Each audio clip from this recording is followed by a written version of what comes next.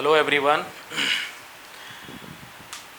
Everyone का मतलब हम शुरुआत कर रहे हैं टीजीटी और पीजीटी की तैयारी कर रहे हैं झारखंड के तमाम विद्यार्थियों से, खास करके वैसे विद्यार्थियों से जो एक दो अटैम्प्ट ले करके और वेट कर रहे हो, और दूसरी में वो जो बहुत ही न्यू कमर्स जिनको कहा जा सकता है। हम इन दोनों विद्यार्थियों के लिए बात करना चाहेंगे। झारखंड टीजीटी और पीजीटी को लेकर हम थोड़े से देर ज़रूर हुए हैं स्टार्ट करने को लेकर के, क्लासेस को शुरू करने को लेकर के। प्लानिंग कुछ यूँ थी कि एकदम क्रैश कोर्स टाइप का लाना है, बट ये क्रैश कोर्स नहीं।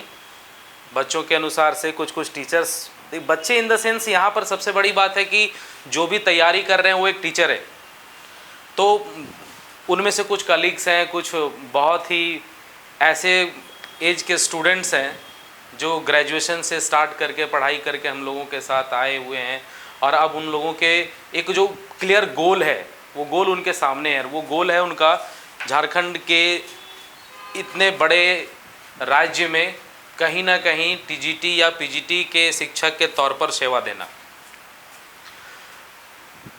टीचर्स, आप सबको मैं टीचर्स कहकर पहले तो बुलाऊंगा, क्योंकि अभी से ही मैं आप सबको बधाई देता हूं कि आप इतना मेहनत करें कि कहीं ना कहीं आपका एक सीट बना रहे और आप जल्द से सेलेक्टेड हो जाएं। और इन चीज़ों के साथ मैं बहुत टाइम वेस्ट ना करते हुए, चूँकि बड़ी बात तो ये है कि सिलेबस के तरफ चलते हैं कि टीजीटी और पीजीटी में कितने लोग हैं, कितने तरह के बच्चे हैं और कितने अलग अलग तरह से आप तैयारी कर रहे हैं। सबसे बड़ी बात तो ये है कि क्या टीजीटी पढ़ने वाले बच्चे पीजीटी से डरते हैं? डिग्री अलग बात है, हमारे पास पीजी नहीं है तो हम पीजीटी नहीं करते हैं। या फिर क्या पीजीटी वाले जो टीचर्स हैं जो पीजीटी के बारे में सोचते हैं, क्या उनका टीजीटी के प्रति ध्यान नहीं जाए या नहीं जाना चाहिए? तो इन सब के प्रति बात करेंगे और इस सबसे पहला बेसिक स्टार्ट करेंगे हम सिलेबस के साथ। स्टार्ट करते हैं जो सिलेबस अभी फ़िलहाल ये न्यू कोई सिलेबस नहीं है, हो सकता है आने वाले समय में जब ये इसका पोस्ट खास करके क्लियर हो जाए वैकेंसी, तो इसका पिक्चर तैयार होगा। एक नया सिलेबस में कुछ अपडेट आ सकता है, लेकिन उन अपडेट्स के साथ हम लोगों को एक चीज़ देखने को मिलेगा जहाँ नई चीज़ सीखेंगे। अब मैं पहले ही बता रहा हूँ कि झारखंड टीजीटी के बारे में हम लोग बात करेंगे, इंग्लिश जो आप समझ रहे हैं। तैयारी का जो प्रिपरेशन का स्टेज है, सबसे पहले तो मैं ये बात कर लूँ कि जो प्रिपरेशन का स्टेज है वो हमें शुरुआत कैसे करनी चाहिए। प्रिपरेशन का बिगिनिंग स्टेज क्या होना चाहिए? क्या उसके लिए सेल्फ स्टडी इम्पॉर्टेंट है या सेल्फ स्टडी कितना इम्पॉर्टेंट है? पहला बात, इम्पॉर्टेंट तो है बट कितना इम्पॉर्टेंट है, या जो टॉपिक दिए गए हैं उस टॉपिक के ऊपर ही पढ़ना और समय को व्यतीत करना। मैं व्यतीत करना इसलिए कहूँगा because I do have an experience of this examination specially. तो वहाँ पर जाने का मतलब है कि आप एक अपना स्ट्रैटेजी बनाइए, एक अपना प्लान बनाइए, वेल ब्यूड प्लान बनाइए और उस प्लान के अनुसार से काम करिए। अब हम लोग उसमें जो प्लानिंग की बात अभी मैंने करी कि वो प्लानिंग क्या होगा, हम कैसे उस पर चर्चा करेंगे, कैसे तैयारी करेंगे, हम बात करेंगे। पर फिलहाल पहले शॉर्ट सिलेबस के अनुसार से चलते हैं, थोड़ी बहुत जानकारी लेते हैं कि सिलेबस का होना हमारे लिए, उसके लिए हम कितना मायने रखता है, कितनी स्टार्टअप के साथ हम तैयार करेंगे। चलिए, सबसे पहले पार्ट वन का मतलब है बेसिक इन्फॉर्मेशन से हम लोग जाएंगे। एक जो बेटरमेंट स्टेज है जिसका हम लोग कह सकते हैं, उस स्टेज के साथ हम लोग स्टार्ट करते हैं। तो सबसे पहला पार्ट है यहाँ पर developments of Indian writing in English, poetry, novel, short story, non fiction, prose, drama, literary criticism from 1830 to present date, means till now. अब यहाँ पर सबसे बड़ी बात यह है, ध्यान रखना कि टिल नाउ की बात करी जा रही है। प्रेजेंट डेट का मतलब टिल नाउ, दोनों चीजें यहाँ पर। अब 1830 से लेकर के आज तक में अगर हम एक एक राइटर के बारे में बात करने जाएं इसमें, या एक एक राइटर को लेकर तैयारी स्टार्ट करें, तो definitely it will be a longer time. But आप सबको इतना ध्यान रखना है कि क्या अगर हम पोइट्री में पढ़ते हैं, पोइट्री की बात अगर हम करते हैं, तो पोइट्री का बहुत ही हाईलाइटेड स्टेज जो है वो कौन सा है, और हाईलाइटेड स्टेज से जाकर के हम कितने क्वेश्चंस को बना सकते हैं, हम कितने, ये मैं सेल्फ स्टडीज़ की बात कर रहा हूँ। अगर आप बिना क्लास करे आप तैयारी करना चाहते हैं तो हाईलाइटेड पॉइंट्स के साथ जाएंगे और हम उसे कितना सेल्फ क्वेश्चंस क्रिएशंस कर सकते हैं और हम उसे करके कितने अलग अलग फॉर्म में याद रख सकते हैं। क्वेश्चंस बनाने के तरीका या अलग अलग हो सकते हैं, क्वेश्चंस समझने के बहुत ही तरीके होते हैं। अब हम लोग बात कर रहे हैं उसमें से, हालांकि एक एक पॉइंट पर चर्चा करेंगे। पोइट्री है, नॉवेल्स हैं, शॉर्ट स्टोरी हैं। बहुत कम होते हैं कि शॉर्ट स्टोरी से ज़्यादा क्वेश्चंस आपको देखने को मिले, मैक्सिमम 1 2 3, उतना से ज़्यादा हम लोग कवर करेंगे नहीं, उससे ज़्यादा मिलता भी नहीं है। Non fictional prose, drama question का कैरी करने का अच्छा सेक्शन है। लिटरेरी क्रिटिसिज्म, आप कोई भी एग्जाम दो 3 to 4 questions you will every time get in every year, specially I will tell you. अब आते हैं ग्रामर सेक्शन। टीजीटी की बात करें अगर, तो टीजीटी में ग्रामर सेक्शन का एक इम्पॉर्टेंस अलग है, बहुत ही अलग इम्पॉर्टेंस है। मैंने अभी कहा था थोड़ी देर पहले आप सबको, शायद आप समझ गए होंगे कि मेरा कहने का मतलब क्या था। मैंने कहा था कि ग्रामर जो हम पढ़ेंगे, ग्रामर की बात जो मैंने अभी करी कि ग्रामर का एक अलग स्टेज है, और मैंने कहा कि सेल्फ स्टडी करने के लिए अगर मैं इसे कह दूं कि ये 100% की बात करी जाए, अगर कि इंग्लिश 100% है टीजीटी के लिए, थोड़ा सा ध्यान रखिएगा। मैं बाकी टीचर्स या बाकी इंस्टीट्यूशंस के तरह तो मैं बताऊंगा नहीं, बस सिंपली ये बता रहे हैं कि ऐसा क्या करें कि आपका पोस्ट क्लियर हो, आप फर्स्ट अटेम्प्ट में भी पास हो सकते हैं। चूँकि अनफॉर्चुनेट रही हैं किन्हीं किन्हीं के साथ, ऐसा मैं कह सकता हूँ, बट वो एक्सपीरियंस साझा करें ताकि आप समझ सकते हैं। टीजीटी की अगर बात करी जाए तो टीजीटी का एक अच्छा कॉर्नर बना हुआ ग्रामर के लिए ये। अब लिटरेचर का पार्ट इधर आप रख सकते हैं, लिटरेचर के पार्ट के साथ हम चलेंगे। देखने में अगर इस पार्ट को टच कर दिया जाए तो ये पार्ट सिंपल ये कहता है कि हमारा लिटरेचर का जो पोर्शन है वो बहुत ही ह्यूज है, बहुत ही बड़ा है, बहुत ह्यूज है। और सबसे बड़ी बात यह है कि ग्रामर जो दिखने में बहुत छोटा लग रहा है, ये ग्रामर का दो पार्ट है, 2 सेक्शन है। 2 पार्ट मैंने क्यों कहा, एक चीज ध्यान रखिएगा, ग्रामर का वो हिस्सा जहां हम शायद टच नहीं करते हैं, कॉम्प्रीहेंशन जिसको हम लोग बोलते हैं, और ये आपके सिलेबस में बहुत स्ट्रेटेजी के साथ नहीं दिया हुआ, बहुत आपके सिलेबस में बना हुआ कुछ बहुत स्ट्रॉन्ग पॉइंट तो है नहीं ये, फिर भी ये आपके सिलेबस का बहुत बड़ा हिस्सा है, और वो है रीडिंग कॉम्प्रीहेंशन। आप ध्यान रखिएगा, और जिनका बहुत ही अच्छा कमांड है इन चीज़ों पर। अब इसमें कमांड करने के लिए ये क्या है, सिंपल ये क्या है, रीडिंग कॉम्प्रीहेंशन का मतलब हो सकता है, आप सिंपल समझ लीजिए ना कि आपका कोई भी चीज़ के प्रति जाने के लिए आपका वर्ड स्ट्रांग होना चाहिए, बहुत स्ट्रांग होना चाहिए। अब जिनके पास वर्ड नहीं है वो क्या करेंगे, उनको प्रॉब्लम हुआ किसी स्टोरी को समझने में, और अगर आप स्टोरी समझने में आपको प्रॉब्लम हो रहा है तो डेफिनेटली आपको आगे करने में दिक्कत होगा। अगर हम पिछला टीजीटी का बात कर लें तो पिछले टीजीटी में बहुत सारे कॉम्प्रीहेंशन मिले थे, हर लोगों ने कहा था कि सर ये क्वेश्चंस तो पूरा कॉम्प्रीहेंशन से भरा पड़ा था, और बच्चे ने तैयारी किसकी करी, पूरी लिटरेचर सेक्शन की करके गए थे, और लिटरेचर सेक्शन से बहुत कम क्वेश्चंस देखने को मिला, वो बच्चे वहाँ मात खाए।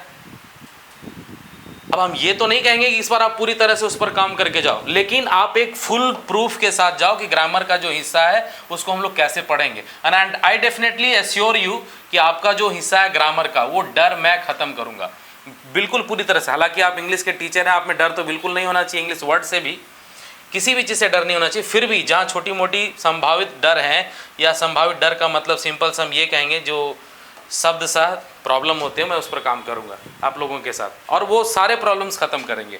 अभी एक नई स्ट्रेटेजी के साथ हम स्टार्ट कर रहे हैं, फिलहाल आगे बढ़ते हैं। ग्रामर सेक्शन में हमने बात किया कि स्टार्ट करेंगे। अब ग्रामर में है सब्जेक्ट वर्ब एग्रीमेंट, इसे हम अलग अलग नाम से बहुत समय जानते हैं, subject verb agreement, subject verb concord ना, verbal relations to the subjects and all, there are so many names to this. Verb, noun, verb, see एक वर्ब यहाँ पर रिलेशन है इसके साथ, noun, verb, forms of verb, sequences of tenses, voice, narration, transformation, phrases, clauses. अगर मैं इसमें से थोड़ा सा साइड कर दूं कुछ टॉपिक को तो ट्रांसफॉर्मेशन लगभग नहीं क्वेश्चंस आता है, फ्रेजेस आ सकता है, there is no reason, but transformations में आपका जाना व्यर्थ है। यूज ऑफ मॉडिफायर्स में जाते हैं आप तो बहुत व्यर्थ है आपका जाना, पर फिर भी चूंकि मॉडिफायर्स का मैंने बात क्यों किया कि व्यर्थ है, चूंकि मॉडिफायर्स का कहीं ना कहीं रिलेशंस वर्ब से है, ठीक है ना कहीं रिलेशंस वर्ब से है। तो अब अगर आप वर्ब्स का पूरा ट्री चार्ट को देख लेते हैं, वर्ब्स का मैंने पूरा ट्री चार्ट क्यों कहा, मैं अभी भी बता रहा हूं कि वर्ब्स का पूरा ट्री चार्ट होने का मतलब है इसका एक स्पेसिफिक पिक्चर है। अगर हम कहें वर्ब का पूरा, तो ये वर्ब ना पूरी तरह से अगर हम एक सिंपल पिक्चर में बांटते हैं, शायद आप समझ सको, एक ऐसा कुछ पिक्चर आपको देखने को मिलेगा अगर पूरी वर्ब को आप पढ़ते हैं तो 1 2 3। अगर आप इतना वर्ब को इस अनुसार से गए हैं तो मुझे लगता है कहीं ना कहीं ये जो मॉडिफायर्स का प्रॉब्लम है, सेंटेंस को अगर हम पिक्चराइज करें तो कहीं ना कहीं आपके लिए ईजी हो जाएगा। क्लॉजेस, एक दो क्वेश्चंस मिल सकते हैं क्लॉजेस से अगर हम लोग ग्रामर सेक्शंस को बहुत अच्छा रखें तो। प्रीपोजिशंस बहुत ही बारीकी से पढ़ने वाला टॉपिक है, आपको ध्यान देना होगा। इन्फिनिटिव्स, ये वर्ब का सेक्शन है, हम लोग वर्ब में चले जाएंगे। जेरेंड्स वर्ब का सेक्शन, मैंने कहा अभी जो 1 2 3 का है ना, ये 1 2 3 वही है जो अभी यहाँ पर डील कर रहे हैं अभी हम। इन्फिनिटिव्स और जेरेंड जो मैंने कहा, ये वही तीन के बारे में बात किया मैंने, इन्फिनिटिव्स, जेरेंड और पार्टिसिपल, ये वही तीन है। तो ये तीन एक इंपॉर्टेंट सेक्शन रखता है वर्ब में, और वर्ब कहीं ना कहीं उसे संलग्न है, रिलेटेड है to verb. Mistakes in English usages, यानी कि कॉमन एरर्स जिसको हम लोग बोलते हैं। हालांकि कॉमन एरर्स को लेकर के आप कोई भी एग्जाम दीजिए, आपको एक दो क्वेश्चंस देखने को मिलते हैं टीचर्स, आप सबको पता है। लेकिन अब रही बात कि सर क्या ग्रामर पढ़ने के लिए कोई नोट्स को पढ़ना और नोट्स को पढ़ करके ग्रामर को पास करना इजी है? तो मैं कहूँगा बिल्कुल नहीं, ये बहुत ही डिफिकल्ट है आप सब के लिए। कोई समय रहा होगा, मैंने भी बहुत कोशिश करी होगी शायद, या बहुत सारे स्टूडेंट्स रहे होंगे, आप सब लोग अगर अपना थोड़ा सा पीछे का कुछ पल को याद करें तो लगेगा कि ग्रामर एक ऐसा सेक्शन है जिसको आसानी से समझा नहीं जा सकता, इजीली नहीं। You will have to pay some times on that children. So definitely आगे देखते हैं हम लोग, आगे इस पर काम करने के लिए। फिलहाल नेक्स्ट पार्ट में चलते हैं।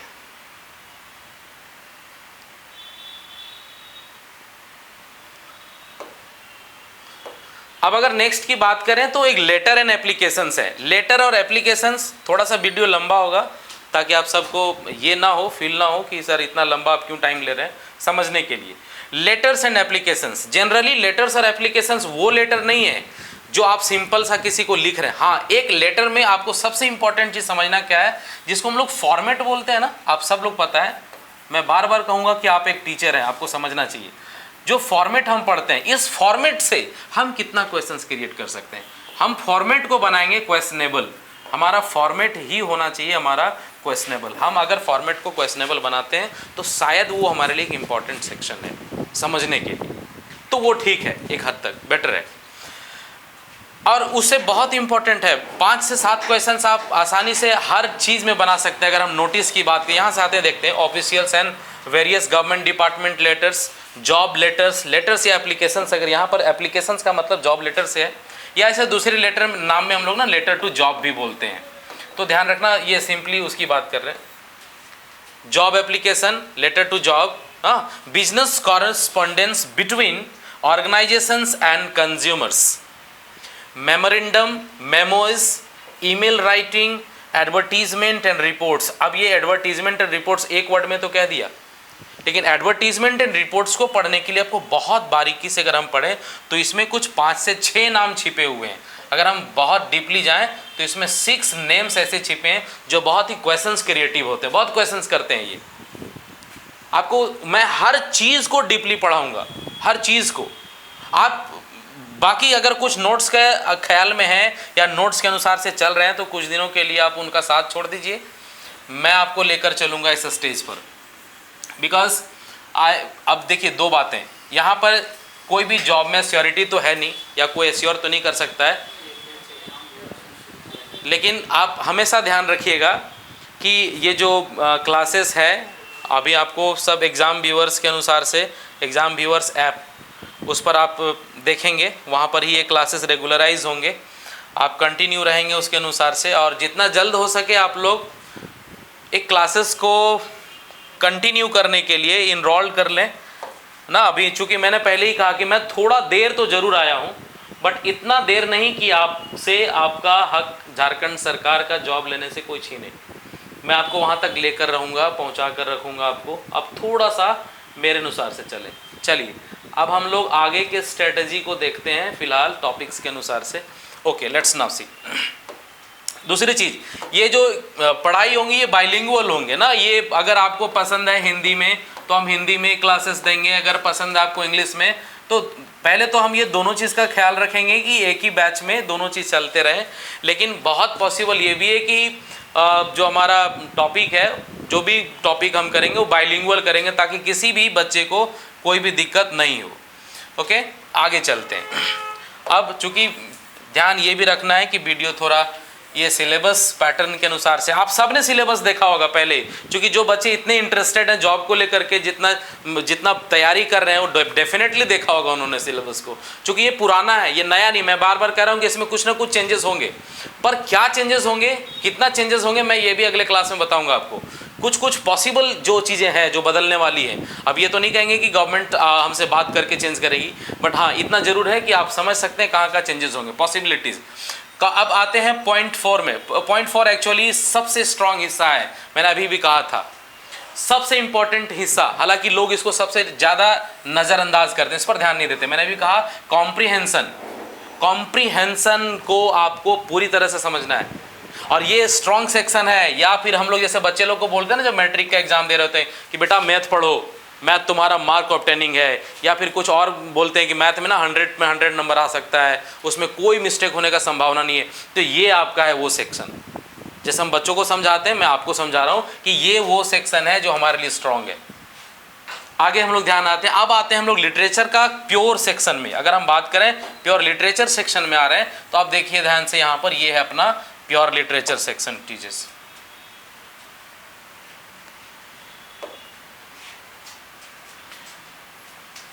स्टॉप किया,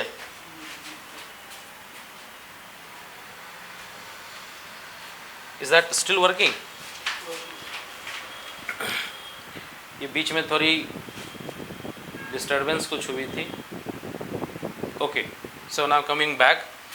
कॉम्प्रीहेंशन के बाद से हम पूरी तरह से जो लिटरेचर का सेक्शन बता रहा हूँ उस सेक्शन में हम आते हैं।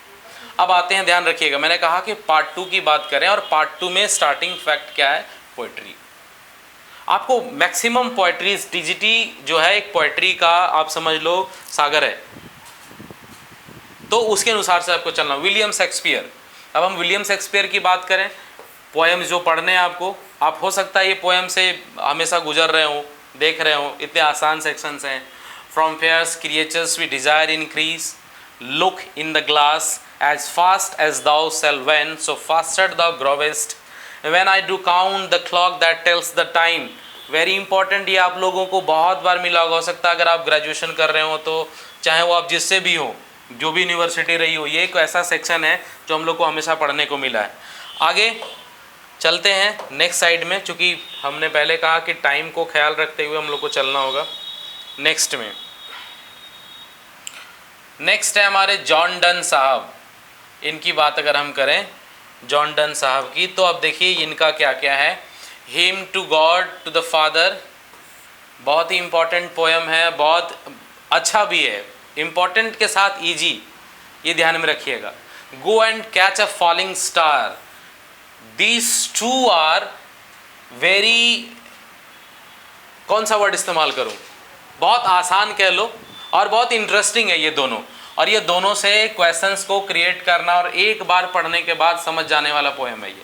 लेकिन ध्यान रखिएगा, इसमें से सबसे बड़ी बात क्या है कि ये पोएम ना, जॉन डन के अक्सर क्वेश्चन जो आते हैं वो कंपैरिजन क्वेश्चंस आते हैं। अब ये कंपैरिजन क्वेश्चंस कैसे हैं, मान लो कि कोई भी राइटर का एक थ्रू आउट क्वेश्चंस दे दिया, और इनको ना इनको कंपैरिजन के तौर पर 4 ऑप्शंस दे दिए जाते हैं इनसे, अक्सर दूसरे पोएट्रीज से, दूसरे पोएट से, एंड दूसरे सिंपल सा पोएट्रीज मैंने बात करी। अब उसमें से आपको कंपैरिजन पॉइंट्स को सीखना होगा कैसे हमें करना है। चलिए बात करेंगे हम लोग इस पर। George Herbert, the pulley, virtue, and now William Wordsworth. William Wordsworth. अब दूसरा जो आसान सा सेक्शन है, मैं पहले तो बात ये कर रहा हूँ कि जो हमारा ईजीएस्ट सेक्शन है, जहाँ पर हमें डर नहीं हो, जहाँ हम आसानी से समझ सकते हैं इन चीज़ों को, वो चीज़ें हैं। तो सबसे पहले जॉन डन साहब की बात करें अगर, John Donne very easily you can take there. William Wordsworth you can see solitary reapers, 3 years he grew, and now John Keats, another section where you will find yourself easy to go with, right?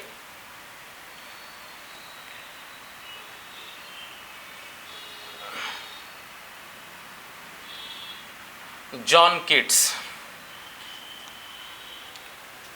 Odd to, और generally और John Keats में ये दो ही, आप ये दोनों words को अगर मैं बात मान लूँ थोड़ा सा एनोफोरा सिस्टम में अगर जाकर देखें तो ये जो ओड है, ode to autumn, ode to nightingale, ode to Grecian urn, तो जनरली ओड, इनका हमको ये पोएम सबको समझना है, ये बहुत अच्छे तरीके से, ये जो भी इसके सिस्टम के अनुसार से हम लोगों को लगा ये बहुत आसान है, बट हाँ बहुत छोटा नहीं है, बहुत बड़े पोएम होते हैं इनके कुछ कुछ तरीके से देखा जाए अगर तो।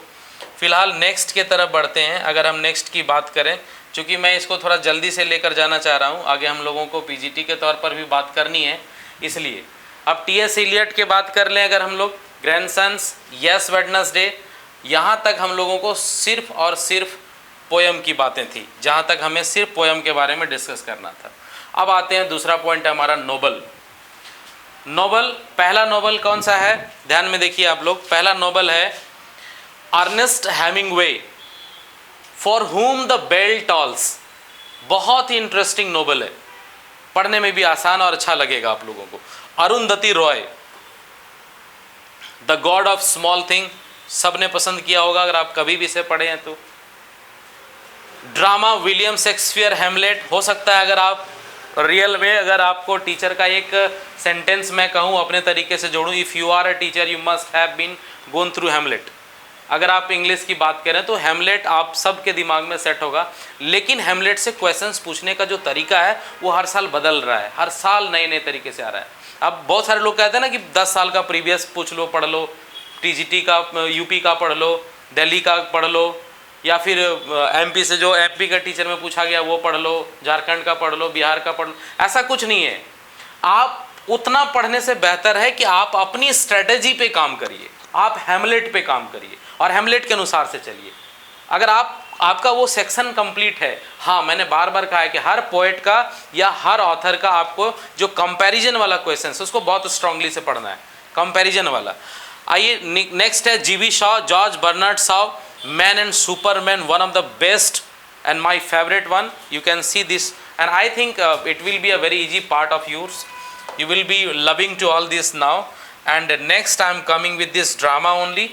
I have already told you third section, right? And then and thereafter now I will come with the point of another section, teachers. So generally again I called you teachers and I think अभी से आप सबको मैं congratulate भी कर रहा हूँ इन चीज़ों के प्रति। चलिए मैं थोड़ा सा आगे सेक्शन में आकर के देखता हूँ।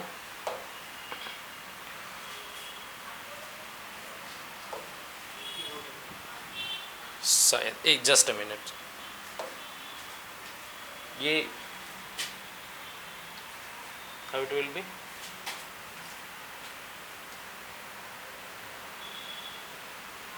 Seven close,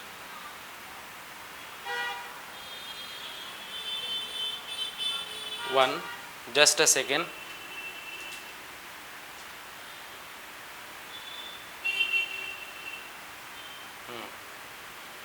TGT.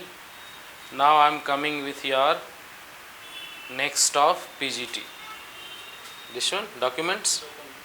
Okay. There is only one. Okay. So now it will take some time and I will come with a new topic with your PGT preparations and all about. Just give me some time.